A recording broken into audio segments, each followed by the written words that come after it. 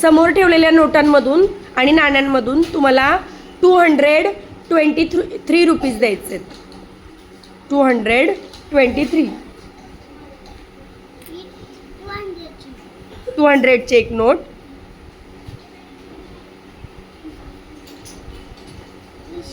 20ची एक नोट आणि 103 हो हां $2 किती रुपये झाले? 220 ओके, आता ते ठेव आणि मला 162 रुपीज दे. 162 रुपीज. 100. 100ची नोट, हम्म,